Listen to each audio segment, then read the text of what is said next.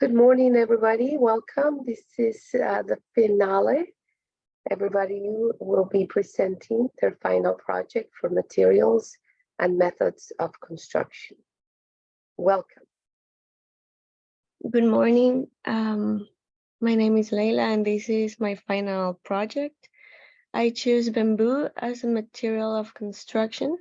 I made a poster. So bamboo is a remarkable, natural material that possesses unique characteristics, making it an excellent choice for construction. Known for its rapid growth and abundant availability, bamboo is highly sustainable compared to traditional construction materials.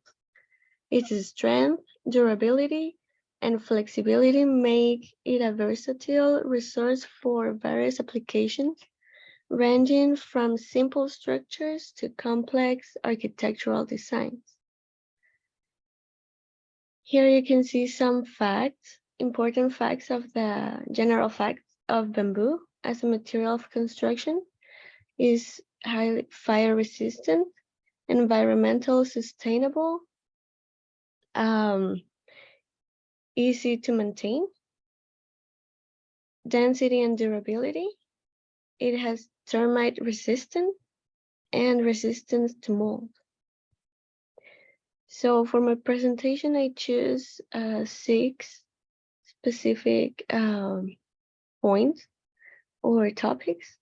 Like first, the bamboo in architecture history, that it started playing a significant role in traditional architecture across different cultures, from the elegant bamboo pavilions in East Asia to steel houses in Southeast Asia, and bamboo palace in South America. The number 2 is the structural properties. The bamboo contribute to its sustainability as a construction material. With its impressive tensile strength and resilience to bending force, bamboo can withstand heavy loads and adapt to dynamic environmental conditions. Bamboo exhibits excellent compressive strength, enabling to support vertical loads effectively. The flexibility allows bamboo structures to resist damage from wind, earthquakes, and other natural forces. And then number 3, we have modern bamboo construction techniques. The modern construction techniques have embraced bamboo as a primary material, leading to development of innovative construction methods. Engineers and architects have successfully created bamboo buildings, bridges, and other structures that showcase the material's potential. By utilizing engineered bamboo products, laminating bamboo composites, and advanced connection systems, these modern constructions demonstrate bamboo's strength, durability, and aesthetic appeal. Here are some methods how to use bamboo. It could be used like a woven bamboo wall, cut it in half. This is called bajareke. The whole bamboo clumps and wattle bamboo daubs. This is some examples of foundations with the bamboo. And I found this process and the steps of building with bamboo. That first we have the selection of the bamboo, the extraction, then the transportation, the treatment, the stacking and storing, selection for construction, then the fabrication in site, the protection, and then the routine maintenance. For the number 4, I have sustainability and environmental benefits. Bamboo stands out as a sustainable construction material due to its environmental benefits. With the rapid growth rate and ability to regenerate quickly, bamboo helps combat deforestation and reduce pressure on timber resources. Bamboo also boasts a high carbon sequestration potential, absorbing large amount of CO2 from the atmosphere. The bamboo also cultivation requires minimal chemical inputs, making it an environmental friendly choice for construction. Also here, I forget to mention that in this environmentally sustainable, it is ready to harvest after 4 to 6 years compared to hardwood species that it takes like 60 to 100 years. So it needs to no deforestation. And the number 5, the fire resistant and durability for walls and ceilings, according to this code. Fire safety rating for materials for wall or ceiling application are classified from A1 non-combustible to F highly combustible. It depends on the treatment. But bamboo met fire safety classification for 18 millimeters of thicker. Remarkably, this occurs without impregnation, which is impossible with any other woods. And number 6, wood-based products. It cannot only be only for architecture or construction. It can only be used for flooring, furniture, textiles, and household items. And I choose this case of study that is in China. It was made for by the architect, Uno architect.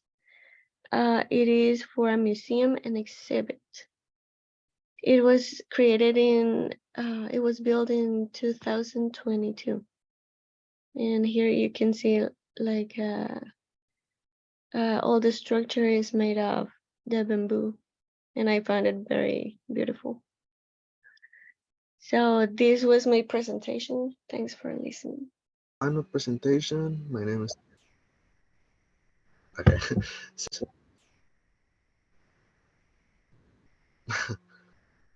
uh, my name is Kendrick Gonzalez. My final presentation from 151.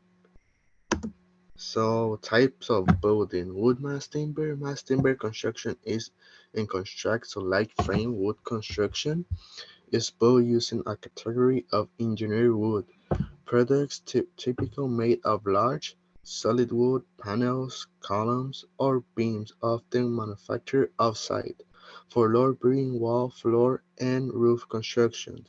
Type 1 building are the most fire-resistant structures. Constructors use protected steel and concrete. In construction, these buildings and these materials are known that resist high temperature. So this is a type of buildings. We have non-constructible, ordinary, heavy timber, fire resistance, and wood framing. So masonry walls are the most durable parts of any building or structure. Masonry is the word utilized from development with mortar as completing materials with singular units of blocks, stones, marble, rocks, solid square, tiles, and so forth. Concrete. Concrete mixing is a popular building material because of its strength, durability, economy, and its resistance to fire, noise, and insects. To function as designed, however, concrete mixing build must be constructed properly. This is an image of detail. So I got this paragraph from NSMA, Concrete Masonry Association. Concrete masonry has a law of bound carbon in relation to other building systems and primarily sequester carbon dioxide through its lifetime. This is one my case study from concrete. So wood, the principle of training and nature condition tissues of stress of trees and other plants and one of the most abundant and versatile natural material.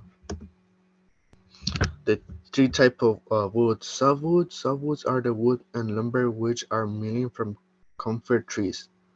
Hardwood. Contrary to popular belief, softwood are not named softwood because they are soft. While it's true that some variants of hardwood are very hard and they're more challenged to work with, the distinction between hardwood and softwood has little to do with the actual softness or whatever one of the wood is hard to work with. Engineered wood. The third type of wood you might encounter are engineered wood. Engineered wood does not occur naturally in the environment but instead are manufactured. These boards are generally made with wood, which is manipulated to have certain qualities of future. So this is a picture that I got framing on wood. This is one of my case study. The Hotel Magadela is made of wood, and the architect was Lake Flato. It's in Houston, Texas. So steel is a lot of iron and carbon with improved strain and fracture resistance compared to the other forms of iron. Main other elements might be present or added. Architecture model is metal that has been fabricated into sheets or panels and carefully created for both structural and decorative building applications. Hot roller steel is hot roller about the material's recrystallization temperature which make it easier to work with the reshaped coat. Roller is still enrolled below the material's crystallization temperature. This is some like image explaining the hot roller steel and the cold former steel. This is one of my case study from steel. Walt Disney concert hall Los Angeles. So glass. Architectural glass is glass that is used as building material. It is the most typical use as transparent glassing materials in the building environment including windows and the external walls. Glass is also used for internal partitions and as an architectural feature. An image explaining more detail the glass walls. Up and obscured glass, as the name implies, obscured glass is glass that allows light through in about to clear vision. Float glass is the basic form of glass that is named from its process. Safety limited glass A, very strong glass safety, limited and openly used for security purposes. And this is one of my case study from glass. I really found it really cool. Is the base health department of headquarters, designed by a Spain architect Juan Col Barreu and Daniel Gutierrez Zarza, and completed in 2004. The buildings look more like a museum than government headquarters. However, while this has certain being a certificate, there's not deemed that this contract is part of its Apple. So this is a floor plan. So I don't know if you guys see it. And I look for the Tesla boring bricks. It's as durable as normal bricks. The idea of the boring company boring bricks was initially suggested by Elon Musk almost 2 years ago when he first mentioned then he already noted that the blocks will be like a Lego. Interlocking units that are rated from California seismic loads image from the borings cause boring bricks we are sharing during the tunnel startup information a station later that year. This is the link to look at video, they show the boring bricks are more resistant to the normal bricks. And this is our link to check how do they build it with the machine. The boring company is investigation technology that will recycle the air into useful bricks to be used to build structure. This is not a new concept as buildings have been constructed from earth for thousands of years, including according to recent advice the pyramids.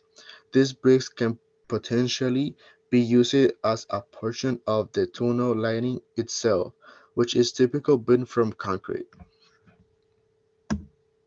This was my final project, a case study. The Gallery of Eight-Day Classic, The Crystal Cathedral by Philip Jones and John Birch. It was commissioned by renowned televisionist Robert Sculpture, completed in 1980 near Los Angeles, California. And this is one of the floor plans. And this is one of this is the east elevation. And thank you very much. Still in Udugama Surya. So this is my final project. It's all about corrugated plastic wall units. Basically, it's a partition. So this is my presentation, and I will present you my final product at the end of the presentation. And this is just some basic idea about what the project is all about. So objective of the project was to build a wall unit or a partition using both paper and plastic corrugated boards. So as you can see, like partitions are designed with different materials. So I thought of making with the instructions of professor. So I thought of designing this, making these wall partitions using plastic corrugated and the paper corrugated boards. And usages of corrugation,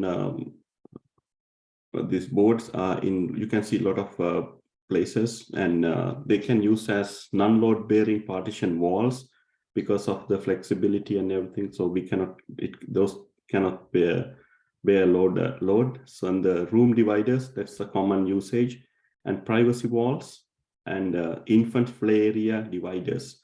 This is I checked when I was studying about this, I found this is becoming more important because of some properties on corrugated, like lightweight and all these properties of corrugated partitions. And locations, you can see these partitions in bedrooms, offices, inpatient wards where they need privacy, and restaurants. It's becoming very popular in restaurants, these partitions, because people can have their privacy when they are enjoying their meals, and infant rooms. So these are the materials I used. As for the frame, I used steel frame bars, and then I used paper corrugated boards and the plastic corrugated boards both, and some pop rivets and rolling casters, because to move it's easy to move it from one place to another. And when you talk about corrugated material, burst strength is one of the key factors to look into. Burst strength is the strength of material in pounds per square inch. So burst strength can be used to monitor the quality of the corrugated panel. Often called the Mullen burst test, burst strength is an industrial standard that measures the amount of force required to burst corrugated panel. So depending on how many plies of corrugated you use, the bursting strength differs. So once you can see here 1 ply, 3 ply, and 5 ply corrugated boards, you can see the change on bursting strength from 120 to 207, and it will increase with the number of plies they use in corrugated boards. And advantages using of plastic corrugated wall panels. So there are so many advantages, and I listed a few of them. One of the main advantage is lightweight. So these corrugated boards are very light in weight, so they can use in applications where they need to move the panels, and where they need to have lightweight and easy to customize, low cost compared to other materials. I was checking, most of the corrugated panels were like closer to $2,000, but this to make this one panel, it cost me around like $60, $70. And the higher bursting strength, as I speak earlier, higher bursting strength in corrugated panels. And I have seen make some pallets made using these corrugated boards. So they have very high strength. So strength is not going to be a problem issue once you make panels using that. And the water resistant component part. So water resistant, basically it's I used plastic corrugated on one side. So if the panel get exposed to water, so you can use plastic. So all you need to do is wipe with a piece of cloth, and no shattering and easy to move because of the rollers. You can move it easily.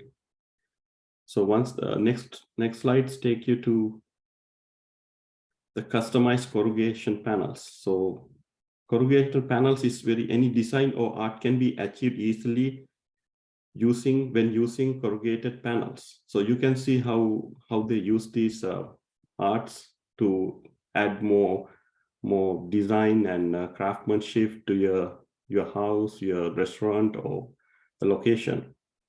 So I was trying to do this one of these arts in my project, but it's take a little time. So what I'm going to do is like I'm going to put in my board when I presented.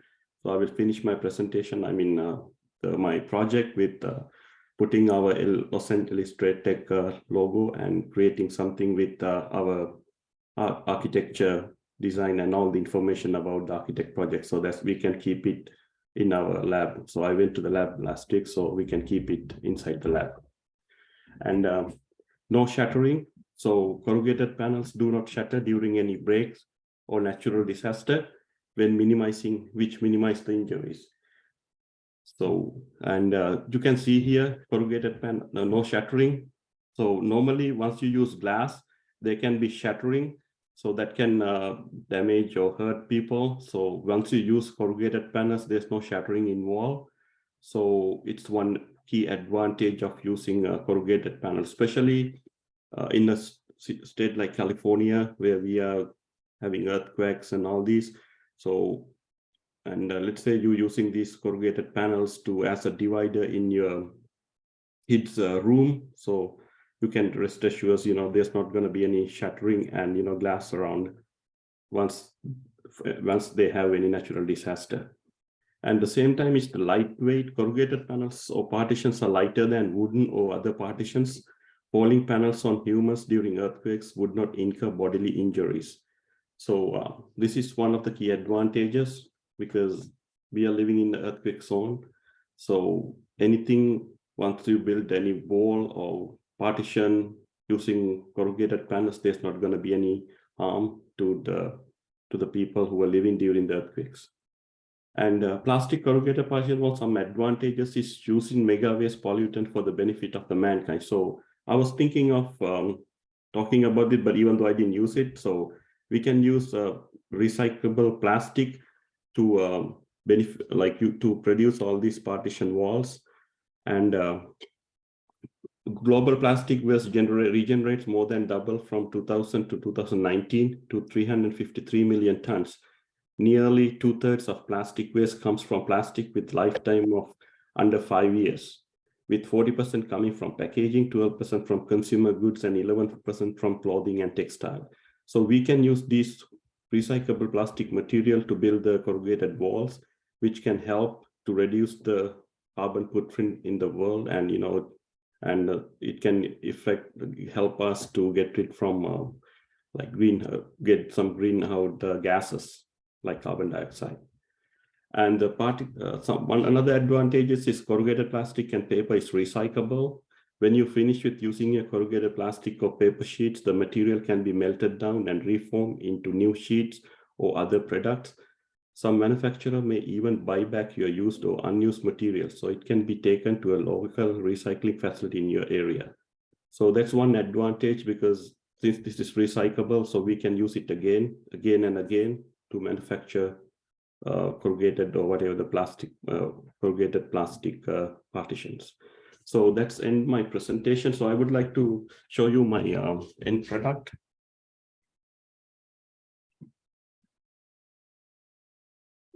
So this was the final product I prepared. One. Did I lose the?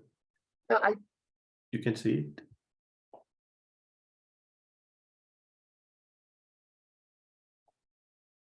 Yeah, so this is my final product. So you can use, see, I use steel on the side, and then one side I used plastic corrugated wall, and the other side I used the corrugated material.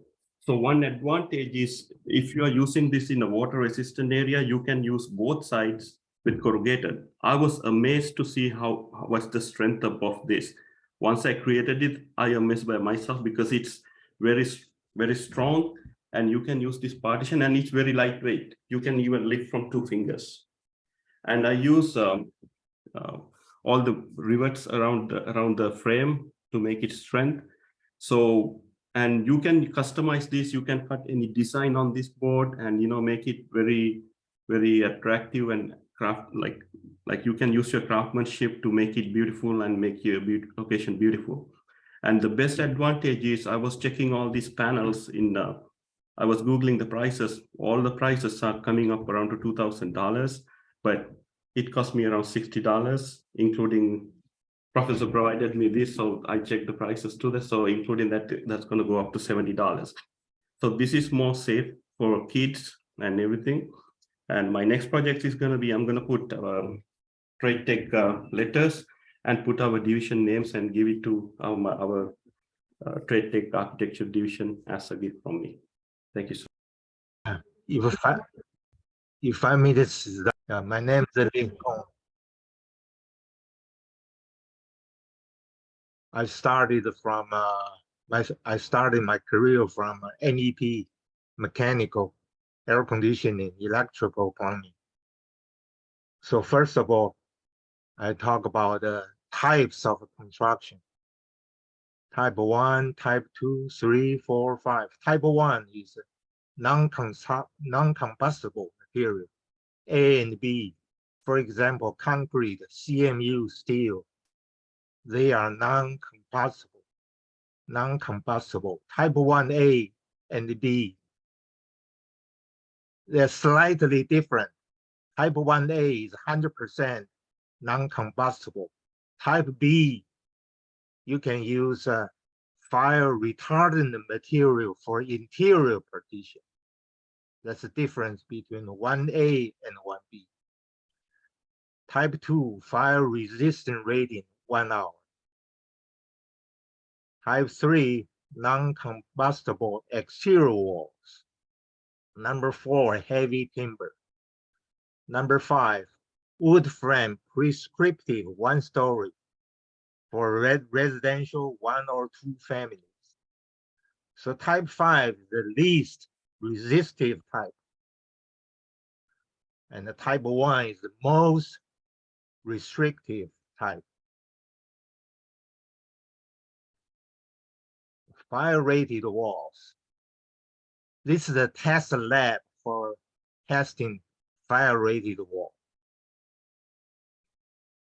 For firewall, they have a 2 hours, 3 hours, or 4 hours. Fire barrier, they have a 1 hour, 2 hours, 3 hours, or 4 hours. Fire partition is lower, restricted. They only have 1 hour.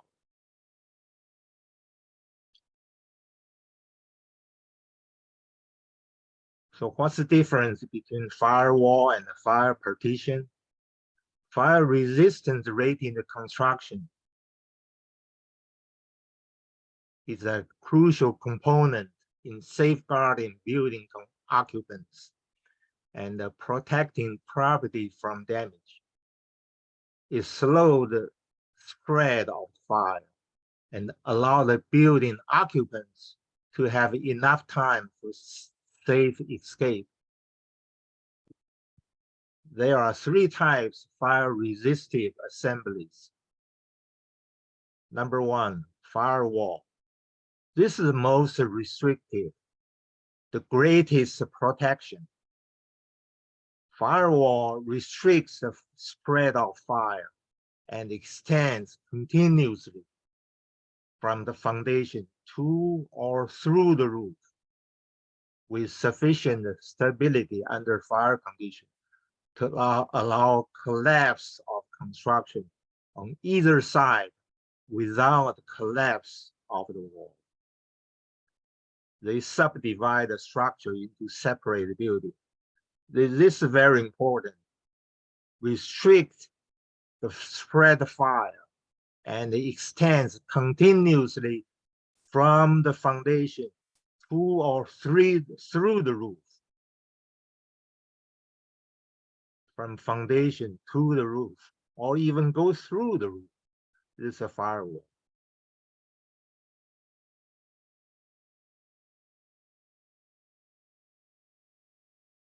Fire barrier to separate different occupancy, enclose exits and the shafts to restrict the spread fire in which continuity is maintained. This is a fire barrier. Number 3, fire partition. Fire partition is the least restrictive for corridor walls, tenant separation, residential units.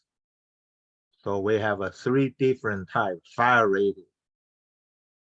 If you can remember all this, don't worry, just to memorize all the 3 pictures. The top one is a firewall. See that? So this wall goes through the roof, even go above the roof. What's this portion above the roof? Parapet. The minimum parapet is 4 feet above the roof. Fire barrier goes to the roof only, but the fire partition goes to the ceiling. Don't have to go through the attic. This is 3 different. I got this image from DSA, Division of State Architects training class.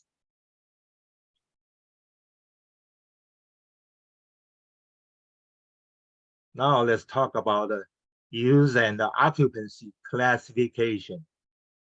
Several different types. A class is for assembly. For example, auditoriums, theaters, stadiums. A1 is for theaters, like this. Fixed seating. In other words, the seats does not move around. A2 is for restaurants. A3 is for churches. A4 arenas. A5 outdoor sporting. B stands for business, office, college, university. You'll be surprised the college belongs to business classification. E is for educational, K-12. F stands for factories. I is for institutional, convalescent, hospitals, jails, daycare. So if somebody say I1, what's the I1? I1 is stand for convalescent homes. I2 hospitals. I3 is for jails. I4 daycare. M stand for mercantile stores. S for storage. R1 for hotels, less than 30 days transient. R2 apartment, equal to or more than 3 units. R3 residential 1 or 2 units. R4 assisted living.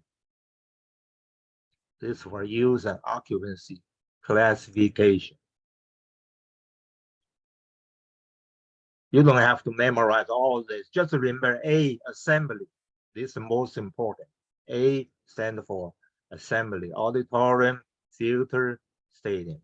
And we use a stone veneer. Stone veneer units not exceeding 10" in thickness shall be anchored directly to the masonry concrete or stud construction. Slab type veneer units not exceeding 2" in thickness shall be anchored directly to masonry or stud construction. So this is the difference between stone veneer and slab type veneer. This is stone and the slab type. The limitation is 10". This one is 2". Okay, this is detail. Masonry. Yeah, watch this. Whip pole is over here. Okay, this metal for the water moisture draining. This is another detail for masonry.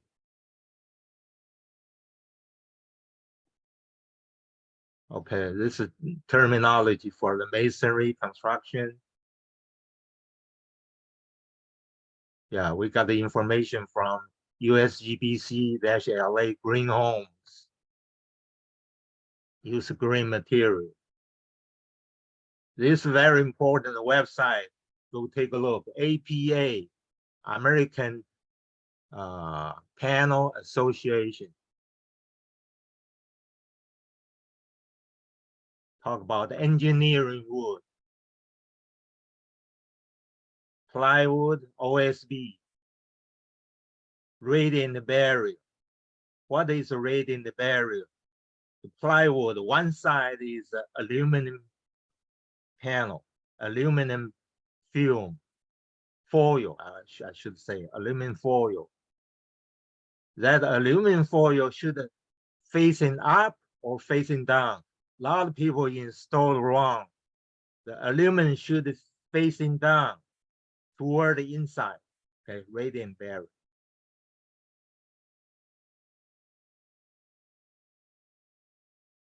This engineering wood.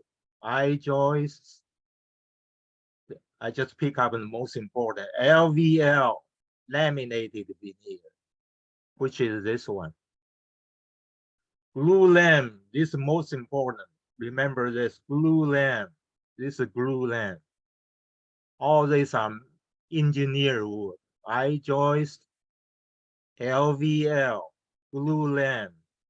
Glue lamp very strong. It has a much more span than the regular lumber. Span much further. This for seismic window design consideration for engineer wood. Load pass, seismic load, wind load. Okay, let me pick up the most important general mode failure. Uplift from wind load. Base shear is from the seismic load. Racking, overturning from a wind load damage. This is what happened from the wind load, tornadoes. So very important, use metal connector like this. Most popular metal connector made by Simpson Strong Tie. You can go to Simpson Strong Tie, their website. They provide a one-day seminar. They provide a free lunch. This is damage from wind or earthquake. There's another one. See the earthquake, the roof try to go to east, but the foundation goes to west.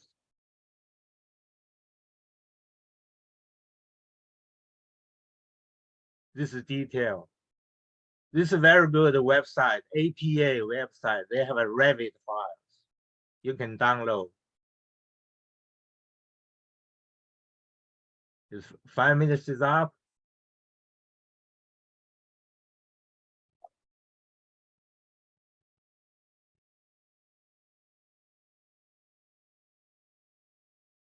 So, what is hempwood? Hempwood is made from cannabis plants with low THC content. Hempwood is stronger than wood. It's about 10 times stronger than the wood fiber.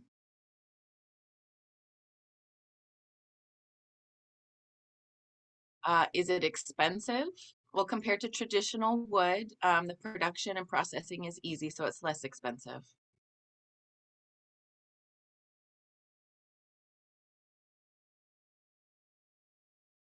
So this is made from the low THC hemp plant, and it's compressed hemp pulp fibers that strengthen the product with soy-based glue. So do termites eat hemp? And then it talks about, some different examples of what termites do and don't eat.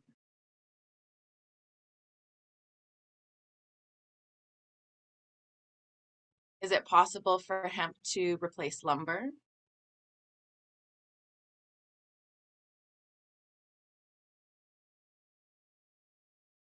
Is it stronger than concrete?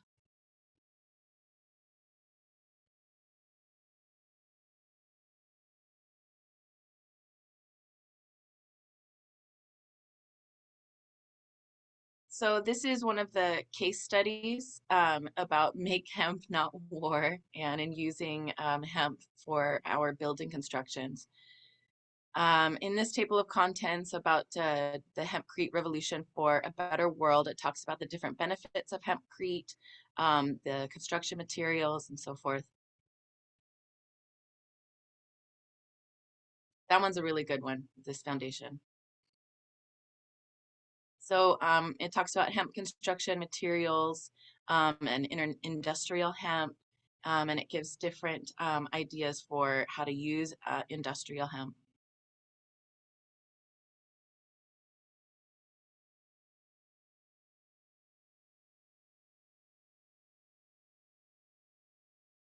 Some examples of how hemp is used as building material.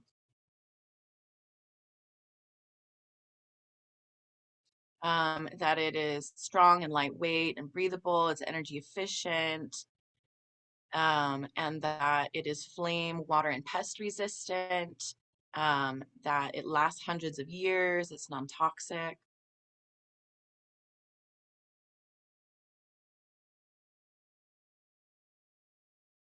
So is hempcrete stronger than concrete? It has a compressive strength of about 1/20th and only 15% density of that of concrete. So it's not stronger than concrete. So it has to be used with the support of load-bearing structural system of another material.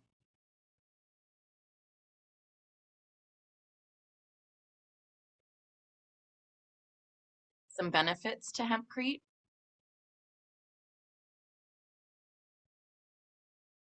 So there's many, many benefits to using hempcrete in construction.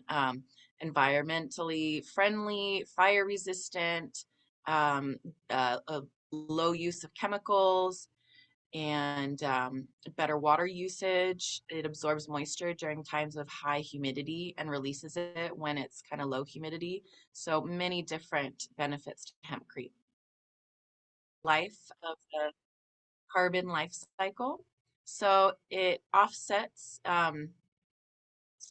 because it offsets an operating business of Tau climate, and it drives the hemp revolution with the power of love and nature. Tau climate is a way to carbon neutral. It's our mission to stop climate change by removing CO2 from the air at a massive scale using captured carbon to literally build a better, sustainable world.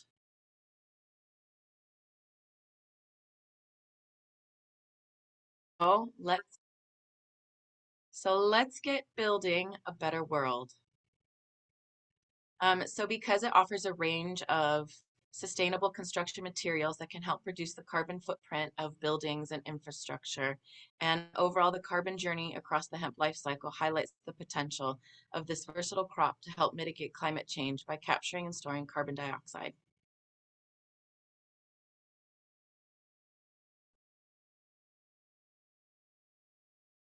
So this is the Hemp Building Association, and it is a U.S. foundation. And here are a lot of the goals for what we would consider sustainable development, and a picture of the LEED certification levels, and that's it. Everyone, I hope everyone is doing well.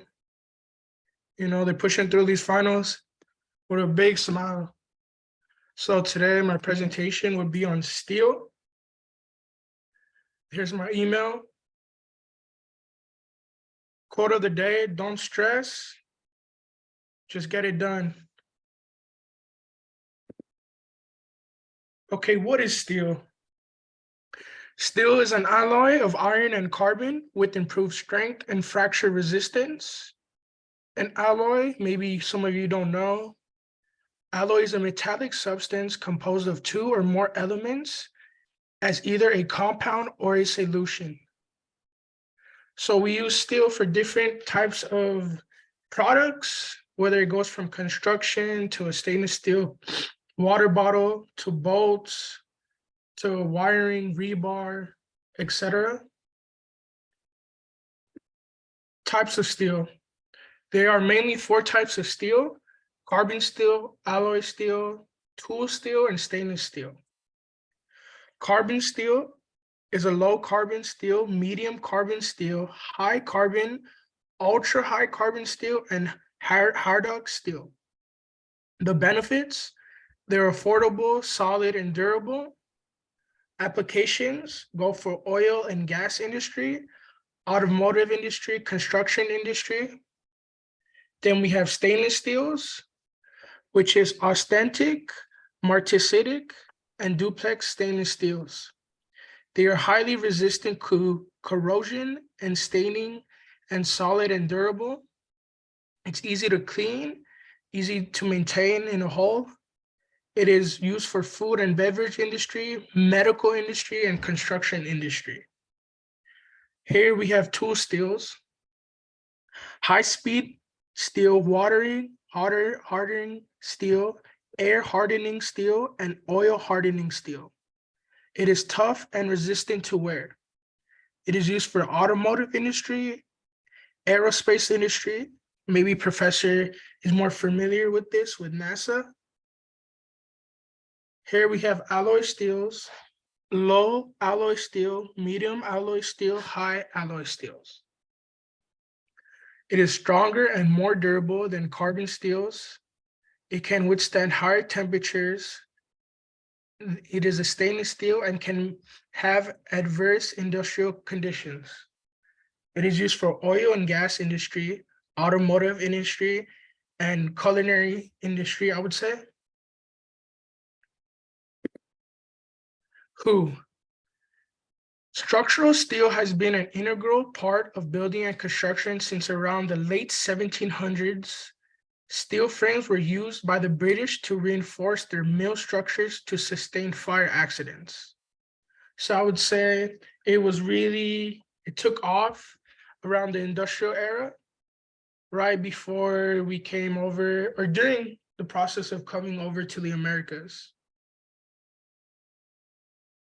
Where steel is used. Steel in buildings and infrastructure. Construction is one of the most important steel-using industries, accounting for more than 50% of world steel demand. Buildings from house to car parks to schools and skyscrapers rely on steel for their strength. Steel is also used on roofs and cladding for exterior walls. Here we have some steel rebar mesh wiring right here to the bottom right. We have steel roofing, pictured to the top left, and steel framing for the infrastructure. Why? The main reasons for popularity of steel are the relatively low cost of making, forming, and processing of it. And I would also add maintaining of it and the abundance of its two raw materials, iron ore and scrap, and its unparalleled range of mechanical properties. So I did a little case study on, it's called green steel. So on transferring the process, the maintenance, and how it's created is all lower carbon footprint, and that is what green steel offers. And they try to make up 25% of the steel industry, and it's still taking some time, but it will get there. And yes, so that is my final. So what is green steel and why does the world need more of it? So steel manufacturing produces more CO2 than any other heavy industry. Efforts are underway to move steel production from coal-fired furnaces, and they're trying to put it into a more hydrogen-based target. And so, but as governments and industries around the world look to reduce carbon emissions to reach ambitious net zero targets, around 75% of the steel is still largely made in coal-fired blast furnaces. So Europe's first commercial green steel plant to open in Sweden. So the company name is called World Steel Association. And in addition to producing green hydrogen of its own, the company also seeks to export it as its resource for heavy industry. By 2050, hydrogen is expected to account for 10% of global energy consumption. H2 Green Steel is developing the Bowden plant amid a growing interest in the production of green steel. The company has already signed an agreement with Spanish company Iberdrola to build a plant powered by solar power on the Iberian Peninsula. For my final, I read this article facade tectonics. It's called Thermal Performance of Closed Cavity Facades, Performance Assessment of Closed Cavity Facade in California Climate. So I just summarized a few of the key points that they had in their article. So closed cavity facades, or CCF, is a configuration of a double skin facade. Consists of a double glazed unit on the inner layer and single glazing on the outer one, forming a sealed non-ventilated cavity with automated blinds in between. CCF, compared to traditional ventilated BSF, prevents accumulation and settlement of dust and particles in the cavity, increasing the service life of components inside the cavity. Additionally, the cavity will be constantly supplied with dry, clean air to prevent the formation of condensation. So on the right here, there's a quick detail showing what a closed cavity facade is.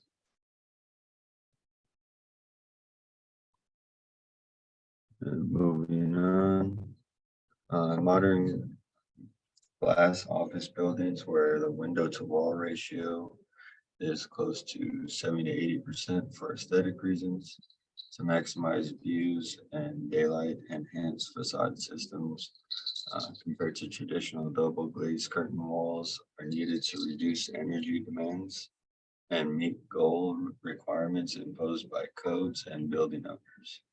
Double skin facades are among the facade configurations that can help achieve the sustainability goals just mentioned due to improved thermal performance and integrated solar shading.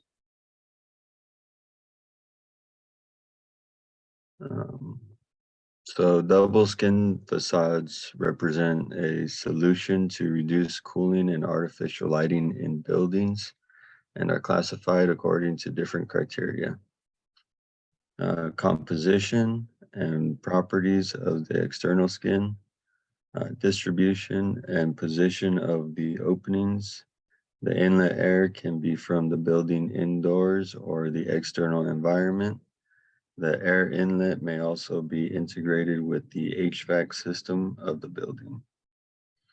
Size and shape of the cavity between the two skins, and type of ventilation in the cavity, forced convection or natural convection with an open or closed channel. And here I have examples of different double skin facades and what their elevation looks like.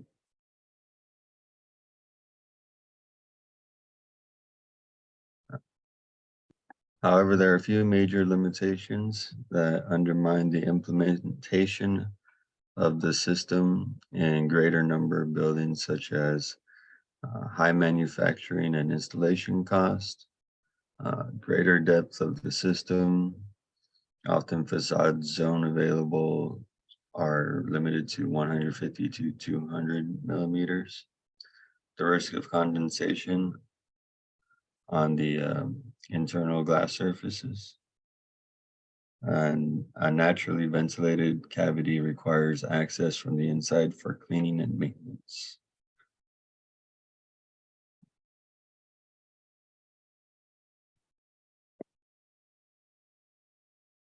CCF typically consists of a monolithic tempered or laminated glass externally, allowing to protect dynamic shading system within the cavity from wind and any dust or pollutant. The internal glass is typically an IGU that provides thermal and solar performance when the blinds are not deployed.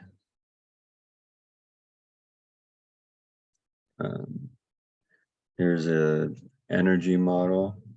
So energy modeling was performed in Energy Plus 8.5. The models were created in Honeybee, a Grasshopper plugin, and then simulated using Energy Plus simulation engine.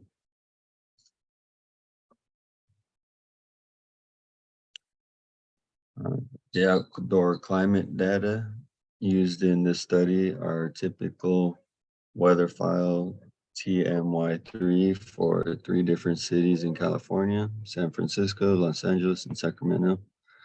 These cities were selected because they represent the 3 potential biggest or potential building industry markets for medium to high office buildings that can implement facade systems such as this. And here we have some weather data on the right.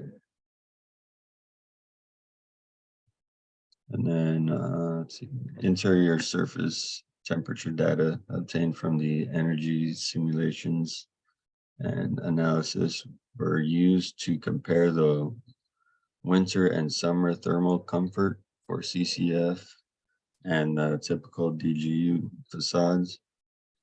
Interior surface temperature in combination with other parameters, such as interior air temperature, airflow speed, and user's metabolic rate of 1.2 met and dynamic clothing level based on the outdoor temperature was used to calculate the predicted mean vote. And so basically it helped the internal comfort for residents or people.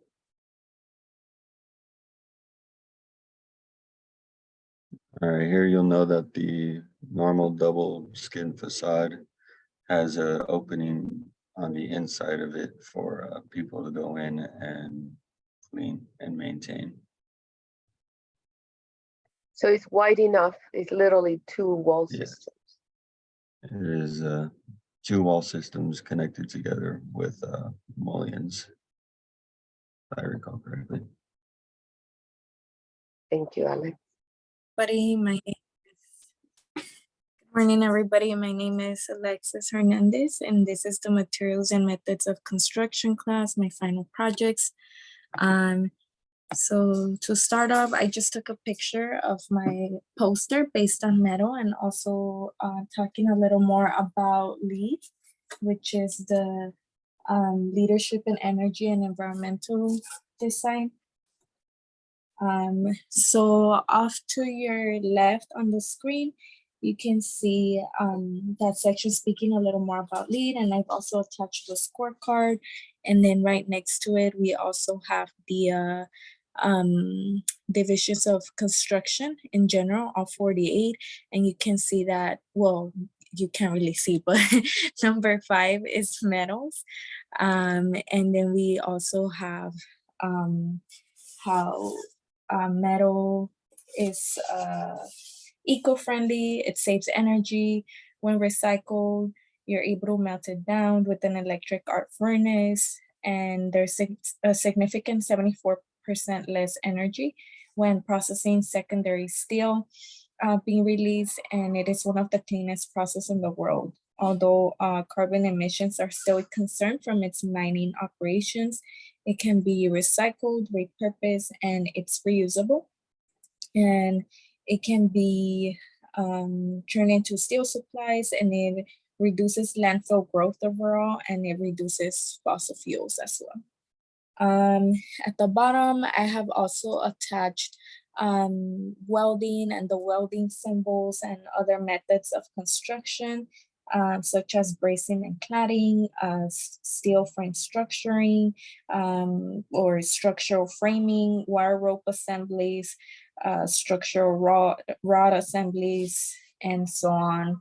And then more in the middle, we have the definition of metals, its history, the extraction from nature, and its building type, which is type 2, which means it's a non-combustible construction with a lower level of fire resistance than type 1.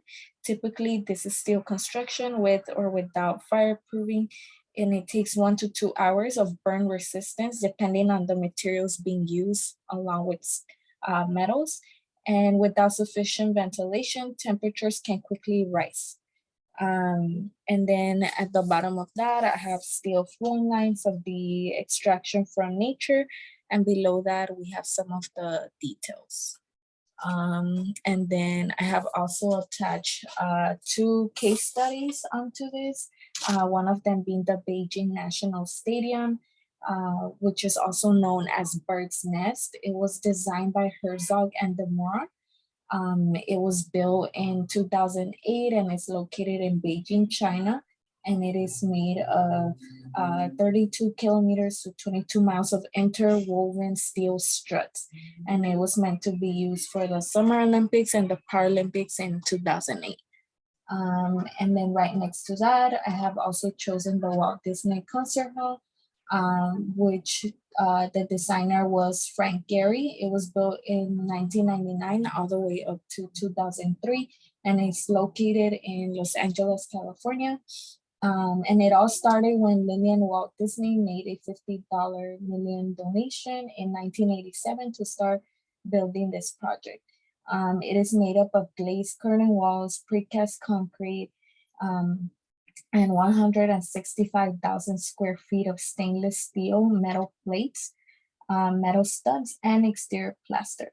And this building is a music center for classical music, contemporary music, world music, and jazz. And then we have some of the organizational framework down below. And we also have here where I'm talking about emphasizing a lot on steel, but also other metals such as copper, bronze, zinc, and I have attached some pictures as well for better visuals. And we also have some of the regulating agencies and associations. We can start off with EPA, the United States Environmental Protection Agency, which is responsible for regulating the iron and steel sector. The EPA develops and enforces regulations that protect the environment and human health. And then following, we have the American Iron and Steel Institute, which serves as the voice of the American steel industry and the public. policy arena and advances the case of steel in the marketplace as the preferred material of choice. AISI also plays a lead role in the development and application of new steels and steel making technology. So I'll use that.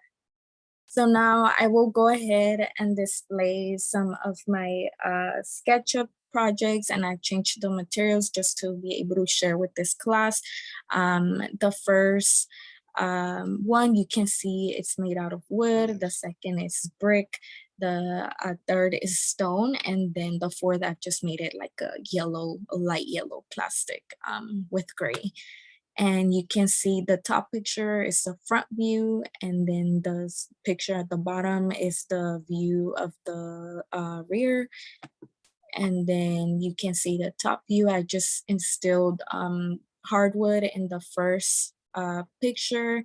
The second, third, and fourth are concrete. The second is more like old concrete, and then the third and fourth is more like new concrete. And I can also demo in SketchUp if you'd like. So my name is Vicente Ashcroft, and today I'm going to be talking about cold form steel. This is the contents. So what is cold form steel? Cold form steel is basically the term that construction industry uses for steel products that are shaped by cold working processes, such as rolling, pressing, stamping, and bending. All these processes are they're done at a near room temperature. Cold form metal is commonly used in applications such as roofings, framing, and cladding. So some history about cold form steel is that it has been around for over hundreds of years, but it wasn't as common. It was mostly used like as experimental usage. So it started to get a little bit more popular around 1920s through 1930s when there was a Chicago World Fair. So at that time, cold form steel was accepted by many as a construction material. However, it was very limited. At the same time, there was no building codes for it.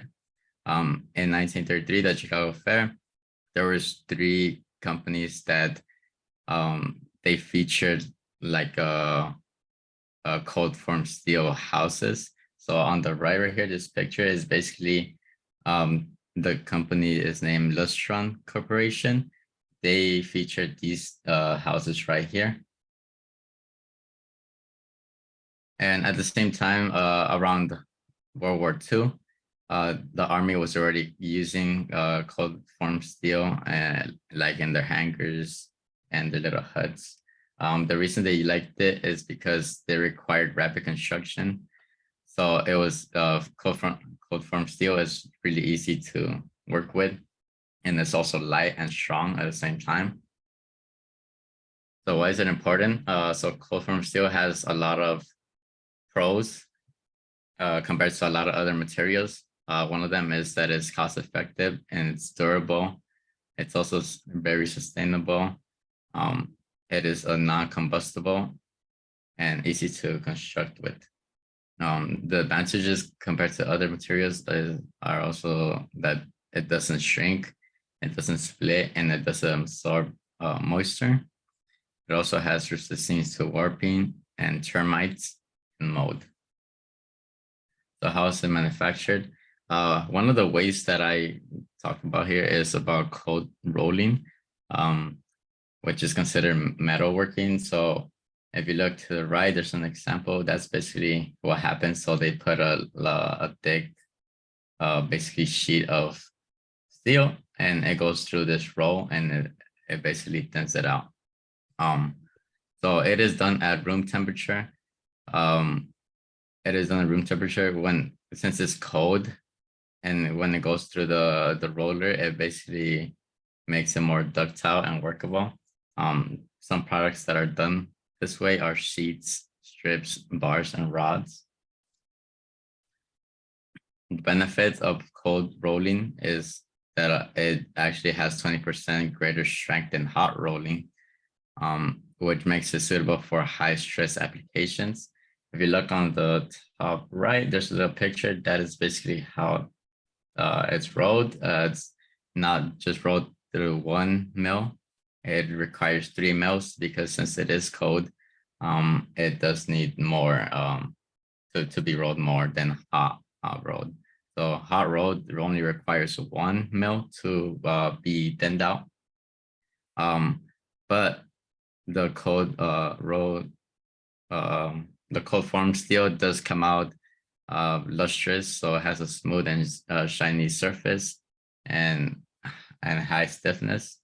The disadvantages are that it is pretty expensive, and like I said, since it does have to go through 3 mills, it is time consuming. So cold form steel in construction, it is basically used in type 1 and type 2 construction, which are I believe steel construction and let me see, and light. So one of the forms is light gauge steel framing, which is basically the same thing as wood framing, just you switch every part of wood into steel. It has a fire resistance of 24 hours.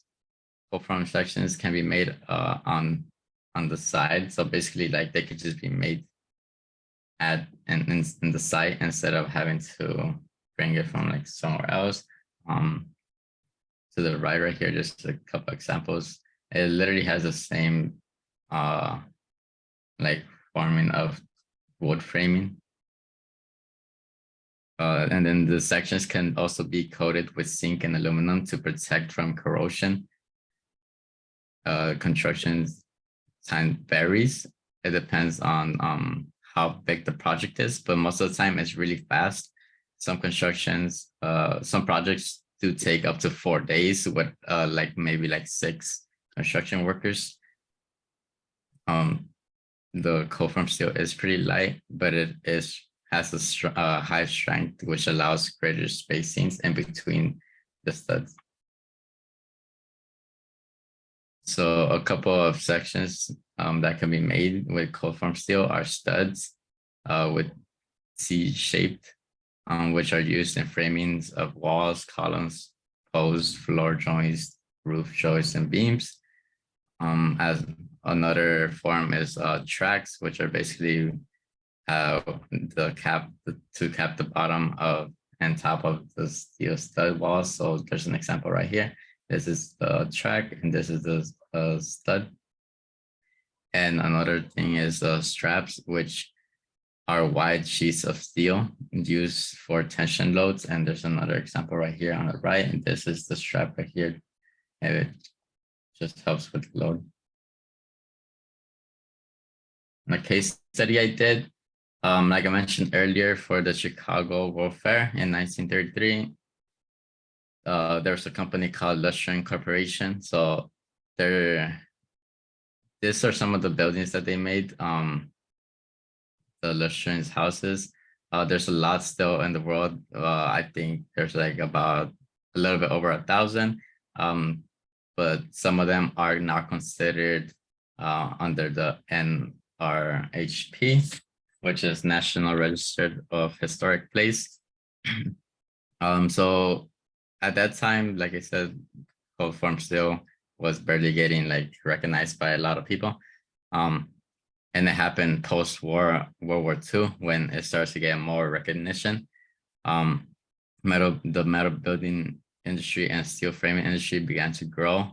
The reason why Lustron started to grow also was because of shortage of houses for war veterans. They didn't have places to live, and this was one of the easiest and cheapest ways to provide like houses for them. So the company sold about 2,500 steel frame houses by 1950, which is not a lot, but it's well, at that time it was a lot of steel cold form steel houses. So most of the houses are built on the site, like the materials. The house features metal panels, interior walls, metal cabinetry, metal ceiling tiles, which allowed heated houses. from oil burning furnaces that directed hot air onto the enclosed space above the metal seating right here. These are the blueprints for there's 3 house models for that the company had, so people had to decide which ones they wanted. They're not too big. They're 1,021 square feet. The other one was 1,023 square feet, and the smallest one was 961 square feet. Each one, depending on which one they got, it was roughly $9,500 to $10,500. They were intended for small families, but like I said earlier, there was a crisis with homing for war veterans, so government did purchase a few of them and provided them for the war veterans. The advantages was that it required low maintenance since it was made out of cold formed steel. It was extremely durable, and it was inexpensive compared to wood frame houses. So sustainability, it yields little waste. All of the cold formed steel is recyclable. At least 98% of it is recyclable. It is durable and it can last up to 100 years if it's properly installed and insulated.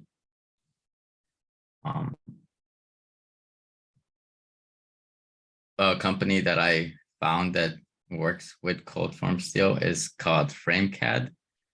So FrameCAD, they do have a software that works with BIM. Basically, it has a BIM process, so they are able to design every part of the building in their software, but their software also they can link their projects with Revit, which is what we have used in our classes before too. And if you see right here, there is a little BIM processing.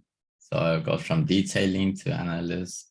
They're like part of all this, so it helps with the construction process, makes it a lot easier and reduces detailing by like 80%. And then when it comes to manufacturing, they do have their own roll former, which could be taken to the site. So they could just take all the cold formed steel and basically make the parts there. It is quick and it's accurate. I have a video here, but it's like 6-7 minutes long, so I'm not going to show it. But that's pretty much it for my presentation. Okay. Hello, my name is Martin Gomez, and I'm a student at LATTC in the Architecture and Environmental Design program. I'm a finished carpenter by trade, and this is my final presentation for materials and methods of constructions in ARC 151.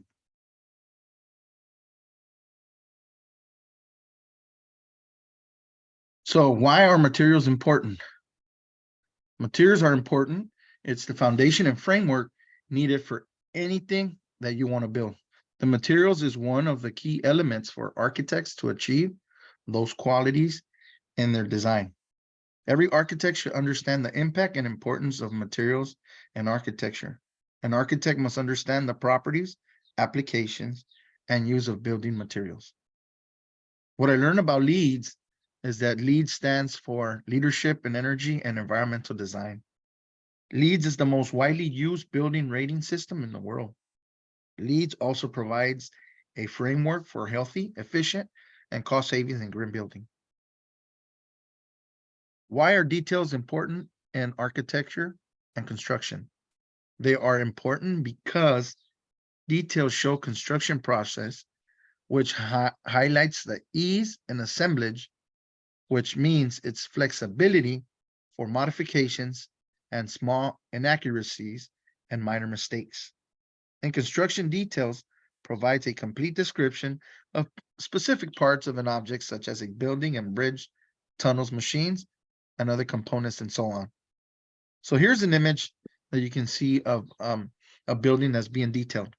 It's in metric measurements. So it talks about meters and centimeters, whatnot. I also added an image of a construction document image where you see on the side, you can see the scales of the building. You can see the dimensions. Now, I'm going to talk a little bit about what the double facade is. I took this from the Architectural Records, the Facade Tectonics website. And it tells you a little bit about what the glazed facade is. So I have a few slides. A glazed facade is what it is the most recognized and glamorous components of a building today. However, categorized by endless iterations and customizations, they are not exactly a simple architectural solution to parse out. Basic categories, you have curtain walls. A curtain wall is a non-load bearing exterior wall that hangs off the structure like a curtain. It is typically attached to the building's floor slab. A curtain wall does not carry any dead load weight imposed by the buildings and therefore only has to support its own weight. Now you have storefront walls. Located on the ground floor at a storefront wall is a non-load bearing glazed wall that spans between the floor slab and the building structure above. Today's generic storefronts with aluminum extrusions and glass that is 5 feet times 10 feet are sometimes considered banal. Now, this is an image of the framing system of it. The stick systems, curtain walls are those completely assembled in the field. They are built from long vertical extrusions and support mullions that are attached to the building structure. Typically shorter horizontal extrusion spans between vertical mullions, creating a rectangular frame that binds the glass on all 4 sides. The mullions are commonly composed of aluminum steel, which are stronger but expensive than aluminum, wood, and concrete.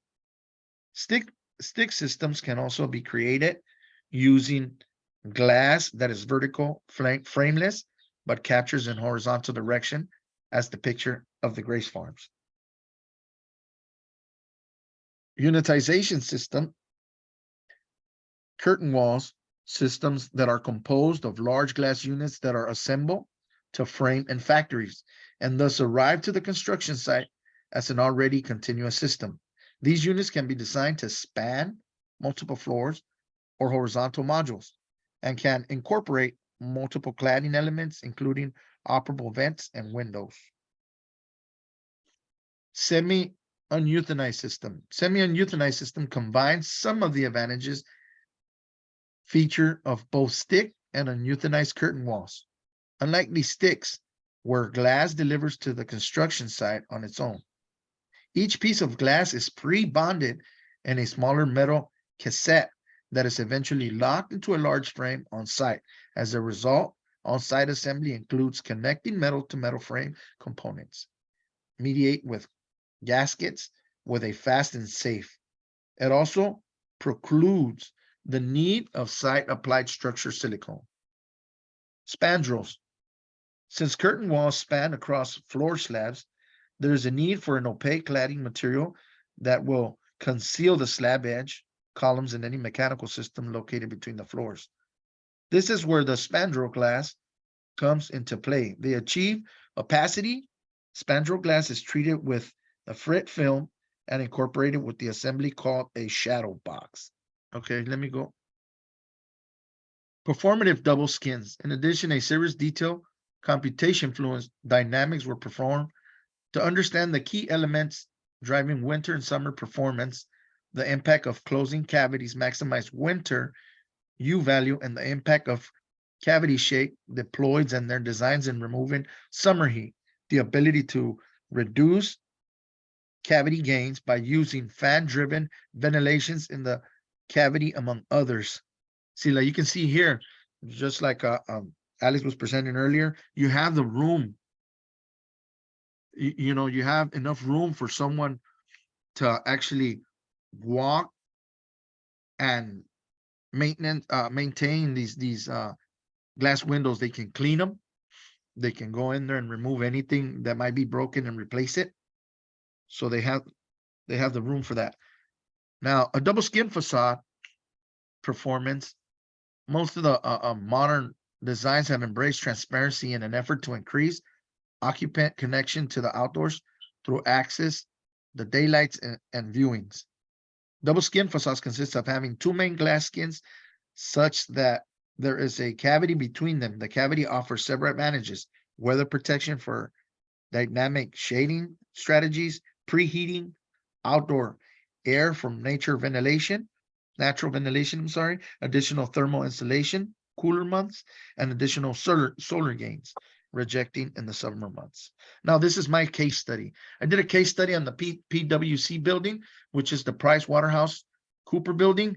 This building was designed by let's say, I believe was 5 different architectural firms that came together in the UK. This was the first air rights building constructed to the top of an existing structure.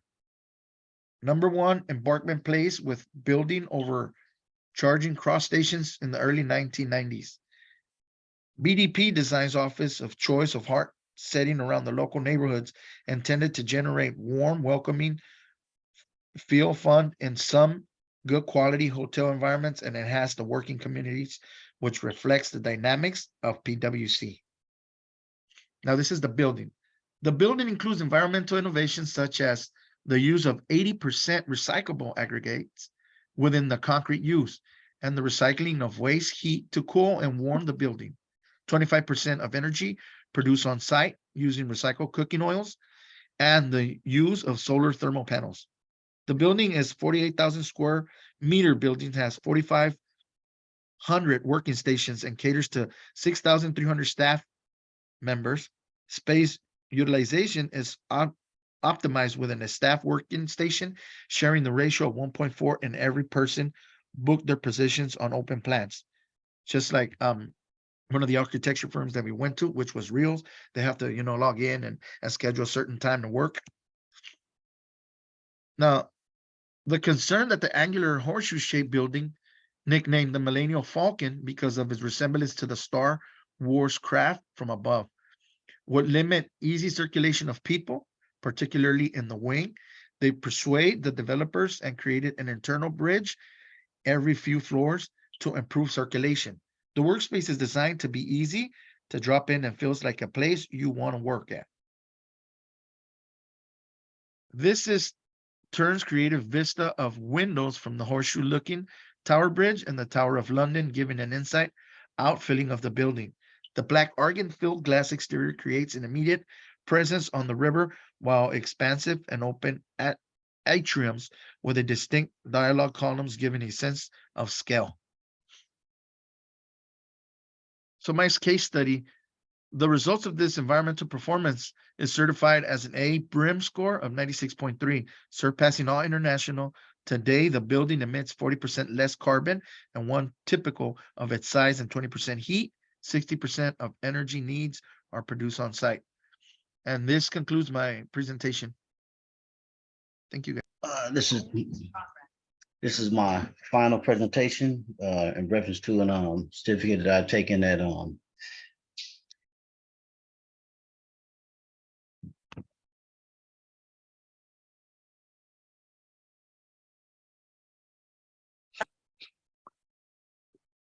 okay, again, my name is Wendell Nelson, student at LATTC. This is my final that I prepared for circular construction, reducing embodied carbon and promoting health and equity. What we discuss here is embodied carbon, understanding the basics, circular construction, a pathway to reducing embodied carbon, reducing high embodied carbon materials, standards and best practice, transparency programs, promoting health and equity in construction, software tools for circular construction, a new frontier, and the conclusion, the promise for circular construction. So the first one is introduction to embodied carbon. Embodied carbon refers to the total amount of greenhouse gases emitted during the entire life cycle of a product, from its raw material extraction to its disposal. Understanding embodied carbon is important because it allows us to measure the environmental impact of products and make informed decisions about their use. Measuring embodied carbon. There are several methods for measuring embodied carbon, including life cycle assessment, LCA, and environmental product declarations, the EPDs. These methods take into account the emissions associated with each stage of the product's life cycle, including upstream emissions from raw material extraction and downstream emissions from disposal. The role of circular materials and construction practices in reducing carbon emissions. Circular materials and construction practices play a crucial role in reducing carbon emissions in the built environment. By adopting circular principles, we can reduce the amount of virgin materials needed for construction, which in turn reduces the carbon footprint associated with the extraction, processing, and transportation of those materials. Additionally, circular practices such as design for disassembly and material reuse can extend the life cycle of a building components and reduce waste, further reducing the carbon emissions associated with disposal and replacement. Furthermore, circular construction practices can also contribute to carbon sequestration by using materials that store carbon, such as engineered wood products or bio-based materials. By incorporating these materials into building and infrastructure, we can not only reduce embodied carbon, but also promote the use of renewable resources and support the growth in sustainable industries. Reusing high embodied carbon materials, standards and best practices. Certain materials used in construction, such as concrete and steel, have high embodied carbon due to energy intensive processes required to produce them. However, these materials can still be reused in a circular economy context as long as they meet certain standards and best practices. For example, the Ellen MacArthur Foundation has developed a set of guidelines for the safe, effective reuse of concrete, which includes testing for contaminants, ensuring proper handling and storage, and using appropriate equipment for crushing and processing. Transparency programs promoting health and equity in construction. In addition to reducing embodied carbon, circular construction practices can also promote health and equity by prioritizing the use of non-toxic sustainable materials. Transparency programs are emerging to help consumers and builders make informed decisions about the products they use. For example, the Living Product Challenge is a certification program that evaluates products based on their environmental and social impact, as well as their contribution to human health and well-being. By choosing products that meet these standards, builders can create healthier and more equitable spaces. Software tools for circular construction, a new frontier. As circular construction gains traction, new software tools are emerging to support and design the implementation of circular buildings and infrastructure. These tools can help architects and builders optimize material use, track carbon emissions, and identify opportunities for use and recycling. One example is the Building Information Model, BIM, software, which allows users to create digital models of buildings and infrastructure and analyze their environmental performance over time. BIM can help identify areas where embodied carbon can be reduced and track progress towards circular goals. Building operation and embodied carbon. Circular construction is a promising approach to reducing the environmental impact of the built environment. However, it is important to recognize that building operations account for roughly half of carbon emissions associated with buildings. This includes energy consumption for heating, cooling, and lighting, and other functions. The other half of building-related carbon emissions comes from embodied carbon, which refers to carbon emissions associated with building materials, extraction, and manufacturing, as well as the construction process. By focusing on both building operation and embodied carbon, we can create truly sustainable buildings that are environmentally responsible throughout the entire life cycle. Cement and iron and steel production's massive CO2 footprint. Cement and iron and steel production are the foundation of modern construction, but they come at a steep environmental cost. These industries alone contribute to nearly 6 billion tons of CO2 on an annual basis, making them some of the largest emitters of greenhouse gases worldwide. The high demand for cement and steel in the construction industry means that reducing their carbon footprint is crucial for achieving sustainability goals. This requires innovative solutions and a shift towards circular construction practices that prioritize the reuse and recycling of materials to reduce the need for new production. Circular sourcing, reducing environmental footprint. The traditional linear supply chain model of construction, which relies on a constant influx of new materials and generates significant amounts of waste, has long been a source of environmental concern. However, the emerging concept of circular sourcing offers a promising alternative. By reusing and recycling building materials, we can sustainably reduce the embodied carbon and other environmental impacts associated with construction. Circular sourcing also has the potential to promote great equity and social responsibility in the built environment. By prioritizing the use of reclaimed or recycled materials, we can create buildings and infrastructure that reflect a more sustainable and inclusive approach to development. Biohaploid, which is a leading company in the way of circular construction with sustainability at the forefront. So Biohaploid, an international engineering firm, is focusing on the concept of circular construction. They are using life cycle analysts and assessing environmental products, the declaration to analyze the environmental impacts of products. Additionally, tools such as the embodied carbon in construction calculator and AutoCase's building environmental justice tool are being used to quantify embodied carbon and consider sustainability and health, equity, and forced labor. Now, this is the case study, Building a Sustainable Future, the story of the Santa Monica City Hall East. This case study revolves around the story of Santa Monica City Hall. The art style used is an abstract, and the content is presented in an intellectual tone. The first paragraph describes the City Hall's design, which incorporates sustainable features such as natural lighting, energy efficient systems, and recycled materials.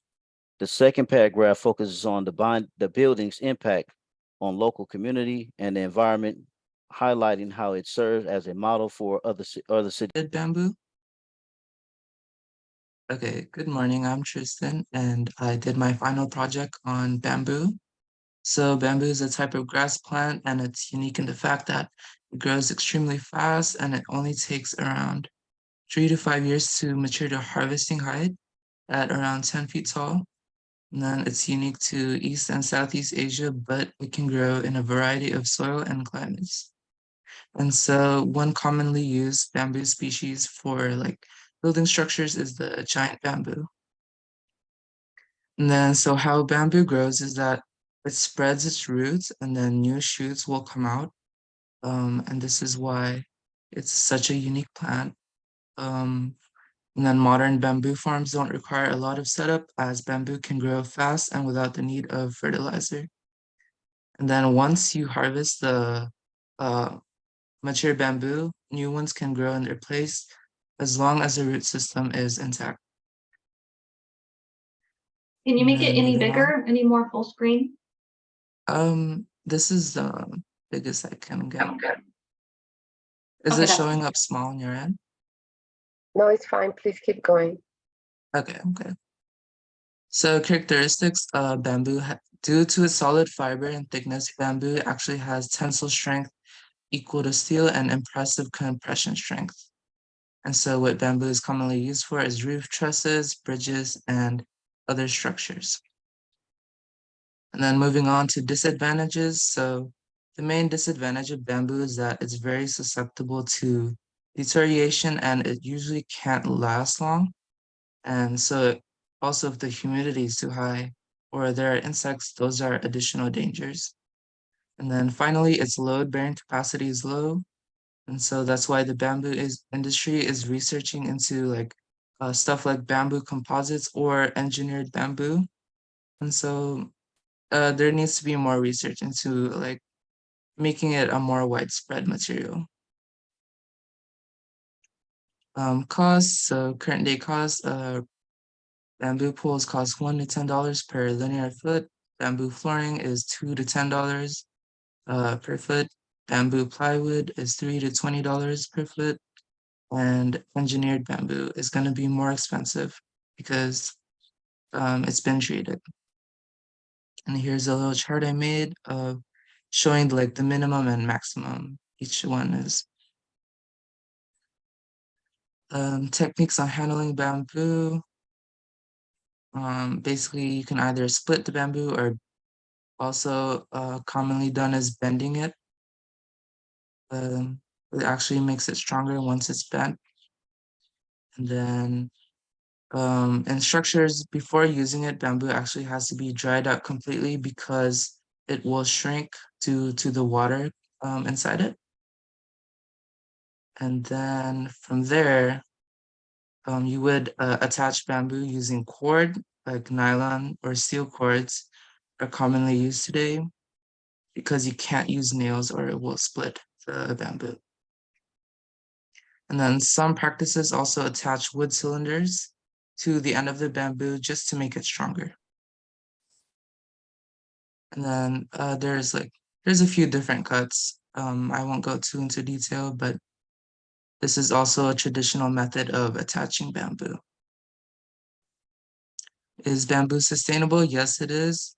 Bamboo grows extremely fast. It can carbonize the soil, and then bamboo absorbs more carbon dioxide and releases more oxygen than most plants. Then moving on to my case study, I did a study of the bamboo pavilion made by Zoo Studio, and this is constructed in Taiwan. And so the purpose of this pavilion was to showcase the natural beauty of Taiwan. And because the city was made in is mostly industrial, it serves as a natural contrast. 473 giant bamboo poles were brought onto the site, and then they were attached using a metal wire and used traditional weaving methods, as you can see in this picture. And they used materials native to Taiwan, which also showcases the beauty. This is a development phase picture of the building.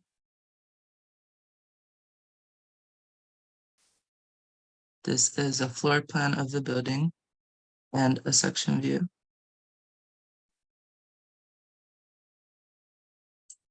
And that's it. This is Case Studies of Building Materials by Jasmine Brown. My Architecture 151 final presentation. First up, I have masonry. I am now going to read part of this quote by the architect. The one-story elongated body of the building covered with a double shed roof, referring to the factory buildings of which there are many in Sisla, with a red brick facade, created a contemporary structure with ambiguous connections. So here are some pictures. And you get to see that red brick facade that I was talking about. Now I'll get into the materials. The main materials are perforated red brick and red clunker bricks, also aluminum. Clunker bricks are partially verified bricks used in construction of buildings. Clunker bricks are produced when wet clay bricks are exposed to excessive heat during the firing process, sithering the surface of the brick and forming a shiny dark colored coating. Perforated brick are these bricks with holes, or it can be layered a certain way to have ventilation. Perforated brick wall construction is a type of brick wall that allows air to pass through the gaps between bricks. Now I'll get into the interiors. The composition of this building is comprised of two parts: the dominant residential part with a single space, high ceiling living room, dining room, and the bedrooms. And then the second part is the garage, the utility room, and the kitchen.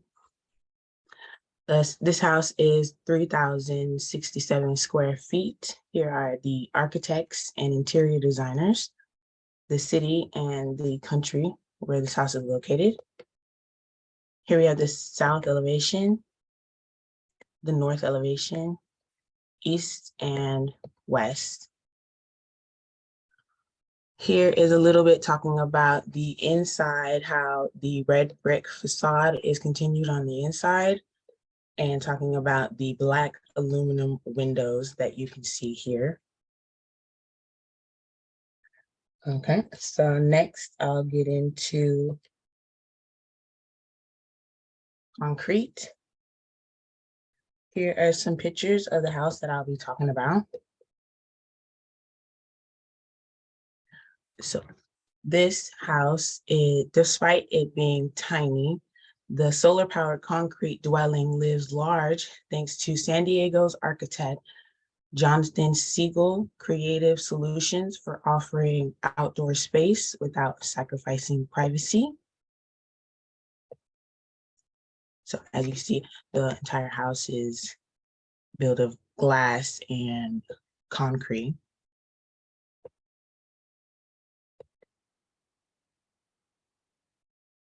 Right here is a little bit about the sacrifice, without sacrificing privacy part, how you can see that there is no windows on this side and all open space on the other side.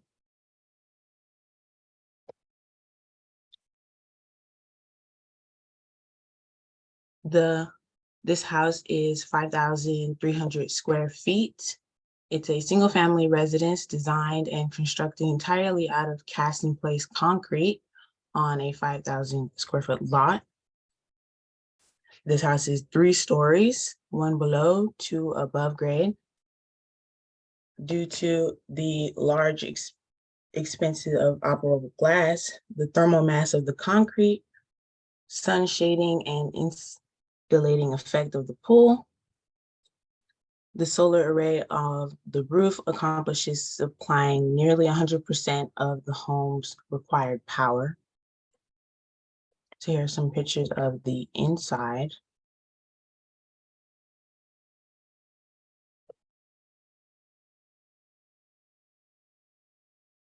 And the floor plans. Now wood, as I show you these pictures, you can see the wood accent that I'll be talking about on the house.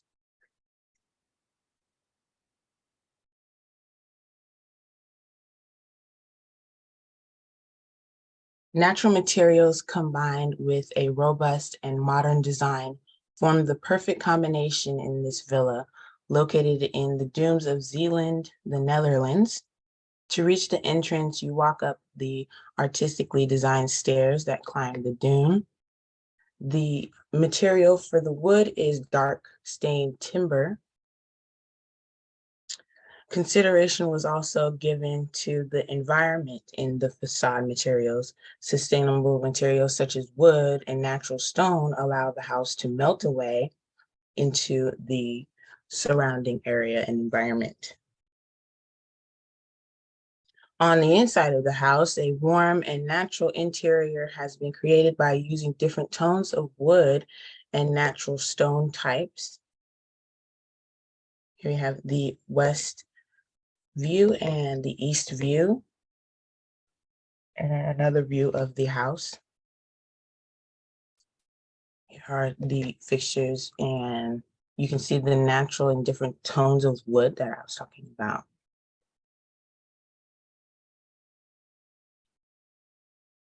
Okay, now I'll move into metal. For metal, the place I chose is completely made of white titanium. So this small cafe and private office is located in Indonesia. A all-white titanium metal clad, the structure introduces itself as a striking new addition to the dense and bustling neighborhood. Most of the materials and details present are left exposed to serve as both structural and architectural elements of the cafe.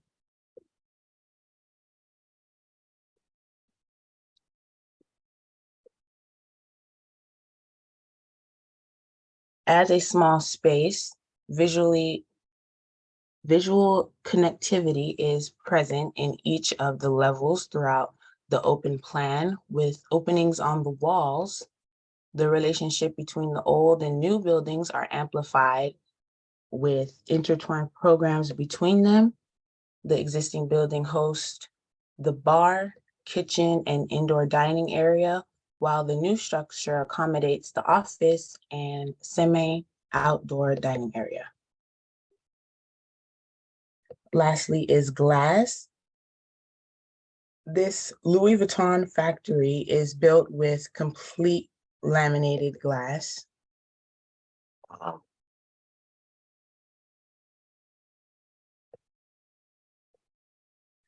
The entrance to the factory and workstations exposed us to the luminous landscapes outside with the help of a laminated glass facade of 100 meters long and 6 meters high.